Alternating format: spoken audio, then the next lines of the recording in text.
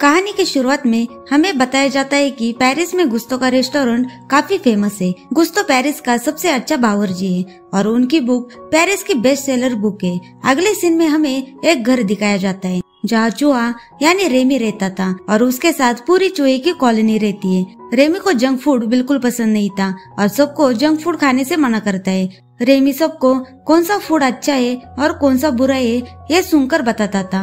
ये सुनर से सब चूहों को रेमी पर गर्व था। एक दिन उस घर में टीवी पर गुस्तो का शो चल रहा था। शेफ गुस्तो को देखकर रेमी भी शेफ बनना चाहता था।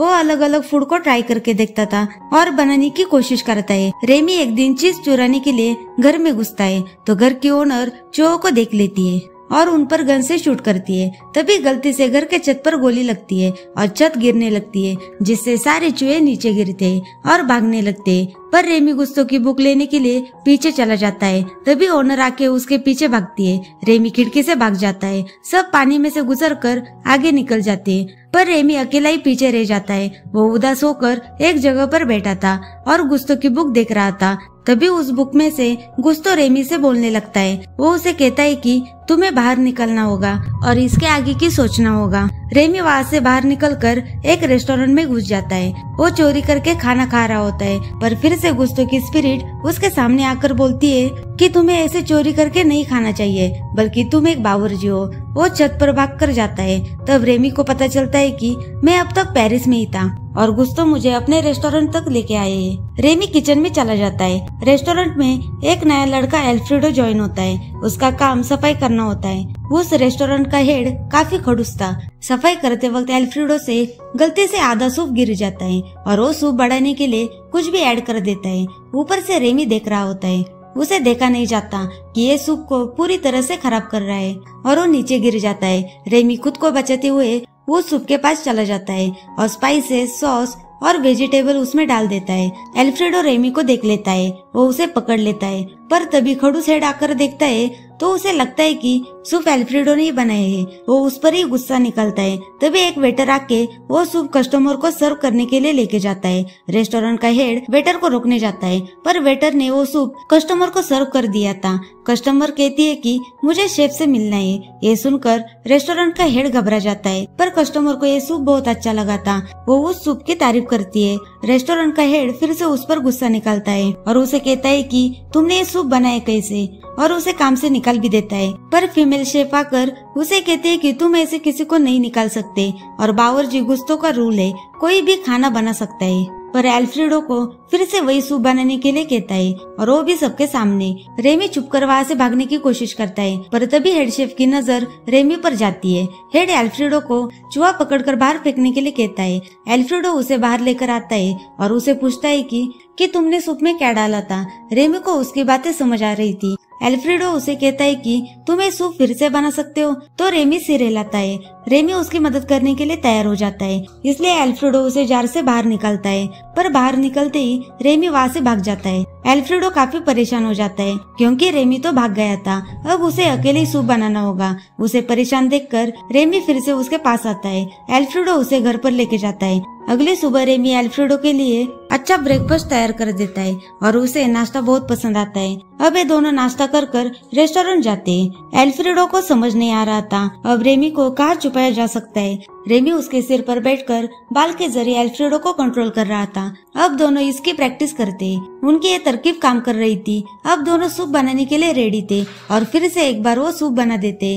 रेमी कैप के अंदर बैठकर बाल खींचकर बता रहा होता है कि कौन सी चीज कब उठाकर डालनी है। हेड आकर सूप को टेस्ट करता है। अब हेड को लग रहा था कि वो सूप भी एल्फ्रेडो ने ही बनाया था और हेड शेफ एल्फ्रेडो को साफ सफाई से निकालकर शेफ की नौकरी देता है। हेड शेफ कहता है कि शेफ कॉलेट तुम्हें और भी चीजें सिखा देंगी और तुम पर नजर भी रखेगी। हेड शेफ ऑफिस में जाकर कुछ डॉक्यूमेंट्स देखता है। तब वो एल्फ्रेडो के डॉक्यूमेंट्स चेक करता है और उसे तब समझ आता है कि ये गुस्तो का असली बेटा है।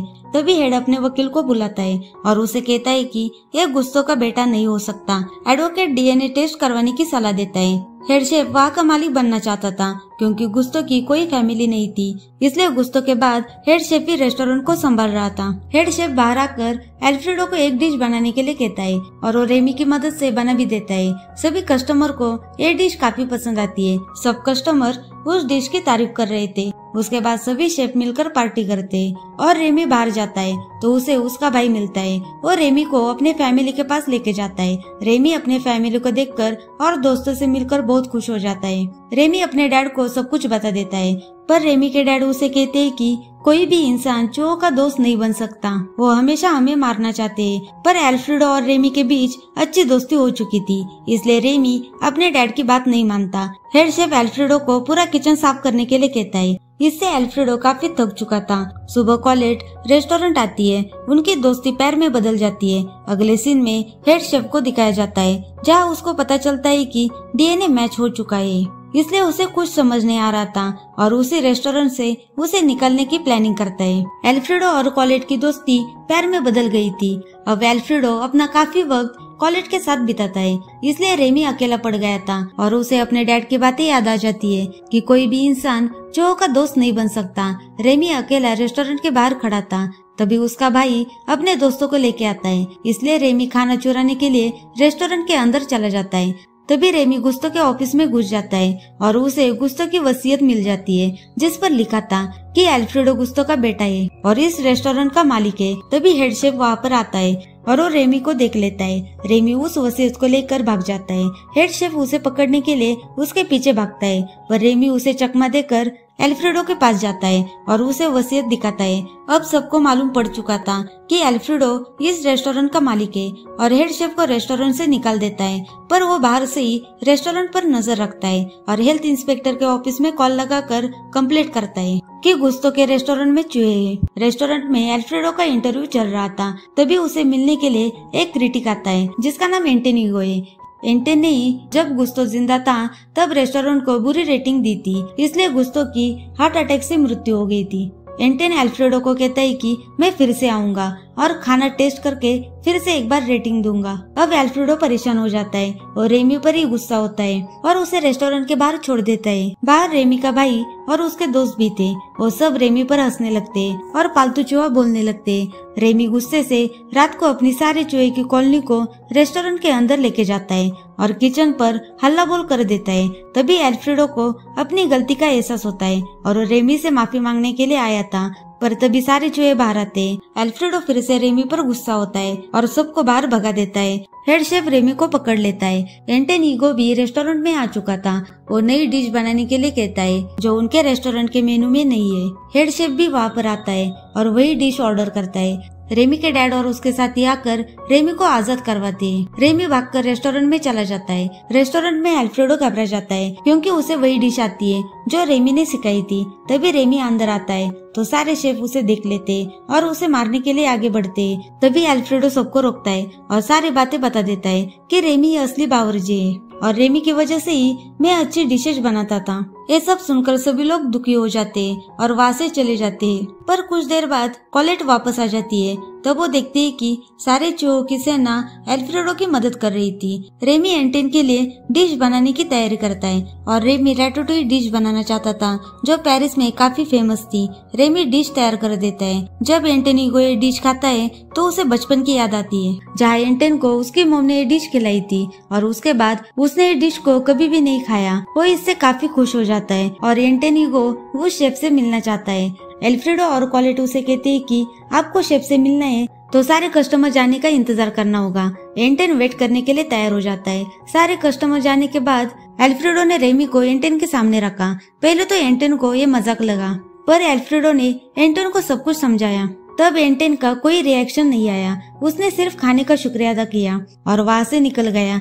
अगले दिन उनके रेस्टोरेंट का न्यूज़पेपर में आर्टिकल आता है। एंटन ने उनके रेस्टोरेंट को बहुत अच्छी रेटिंग दी थी। सभी बहुत खुश थे, पर उनके रेस्टोरेंट में चूहे थे, इसलिए हेल्थ इंस्पेक्टर आकर उनका रेस्टोरेंट सील करवा देता है। अब एल्फ्रेडो की जॉब भी चली गई थी। पर एल्फ्रेडो, कॉलेट और रेमी तीनों खुद का नया रेस्टोरेंट खोलते हैं और इस रेस्टोरेंट के लिए एंटन ने पैसे इन्वेस्ट किए थे। वो हमेशा अपनी भूख मिटाने के लिए इस रेस्टोरेंट में आया करता था और सभी चूहों की कॉलोनी भी इसी रेस्टोरेंट में रहती है। उनको भी नया घर मिल गया था और इसी के साथ मूवी यहाँ पर खत्म हो जाती है। Thank you for watching.